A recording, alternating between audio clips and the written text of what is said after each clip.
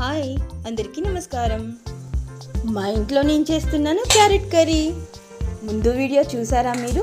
చూడకపోతే తప్పకుండా చూడండి, ఎందుకంటే అందులో నేను అరిక రవ్వతో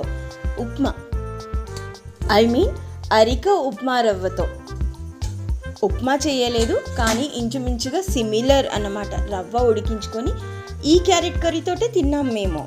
ఒక చిన్న బీట్రూట్ ఉంటే అది కూడా ఈ కర్రీలో వేశాను. అలాగే బీన్స్ చూసారు కదా, అది అవరెక్కాయ. పోపులో మెంతిపిండితో పాటు మునగాకు పొడి కూడా వేశాను. వంటలలో లేదా కూరలలో పోపులో మెంతి పొడితో పాటు మునగాకు పొడి వేయడం కూడా ఒక అలవాటుగా మరచుకున్నాను నేను.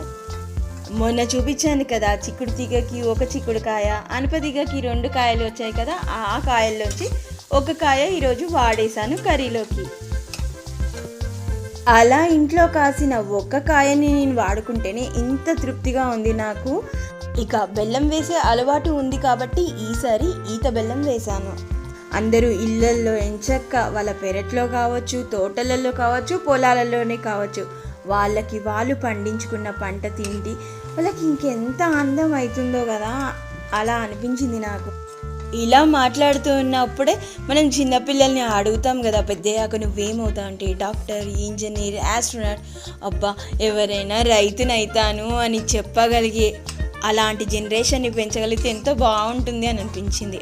కోర్స్ నాకే పొలం లేదు. ఫస్ట్ నాకు పొలం ఉంటే ఇంకా కాన్ఫిడెంట్గా చెప్పేదాన్ని, ఫ్యూచర్లో రైతునవుతాను అని చెప్పండి పిల్లలు అని.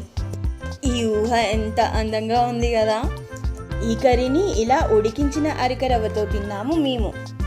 మీకు ఈ వీడియో నచ్చిందని భావిస్తూ thank you for watching. Okay, tata, bye bye.